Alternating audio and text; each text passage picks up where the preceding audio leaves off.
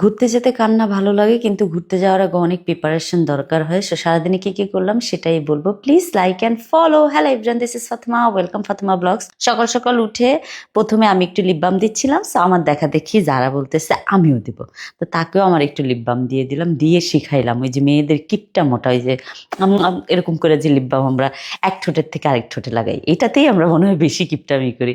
আচ্ছা যাই হোক, রান্নাঘরে চলে আসলাম, রান্না করব। যতই ঘুরতে যাই কিন্তু দুপুরে তো খেতে হবে, পেট ভরে না খেলে হবে বলেন। তারপর হলো এই যে খাবার এখানে রেডি করছি, মানে আমি রান্না করব। সো রান্না করতে করতে এদিক দিয়ে আবার আমি রেডি হয়ে গেলাম, কারণ হলো আমি যাব একটু বাহিরে, যেহেতু ঘুরতে যাব অনেক কিছু কেনাকাটা আছে।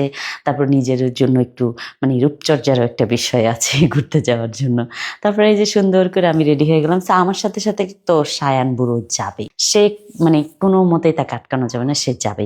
তারপরে তাকে সাথে নিয়ে আমরা মা ছেলে দুইজনেই চলে যাচ্ছি। তো এখানে হলো যাইতে যেতে আমি একটা কথা চিন্তা করতেছিলাম, সেটা হলো ঘুরতে যাওয়ার সময় আমি কি কি ড্রেস নিব, কি করব না করবো, এগুলো আমার মাথায় সারাক্ষণ ঘুরতেছিল। মানে আমার বাচ্চাদের থেকে বেশি আমি এক্সাইটেড থাকি ঘুরতে যাওয়ার জন্য। আমি জানি না আমার কেন এরকম হয়। তো এটা চিন্তা করতে করতে আমি চলে আসলাম বনানী পার্সোনাতে, কারণ এখানে হলো একটু পার্লারে যাব, আমার একটু আইব্রোজ করব, তারপর আর একটু টুকিটাকি কাজ আছে, এগুলো সব করবো। তো মেয়েদের পার্লারে ছেলে ভদ্রলোক কিভাবে যায় বলেন, কিন্তু কিটিনিকা ভদ্রলোক, তো সেই জন্য তাকে হলো অ্যালাউ করা হয়েছে।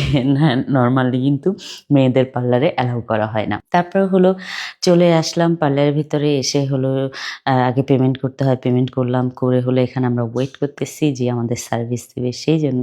আর সায়ানের সাথে বসে বসে দুষ্টামি করতেছিলাম। তারপর হলো আমি সার্ভিস নিচ্ছিলাম, আর সায়ান এখানে বসে বসে দুষ্টামি করছে। সে ঘুরে ঘুরে সব কিছু দেখছে, বুঝছে, তারপর হলো আমার সাথে দুষ্টামি করছে।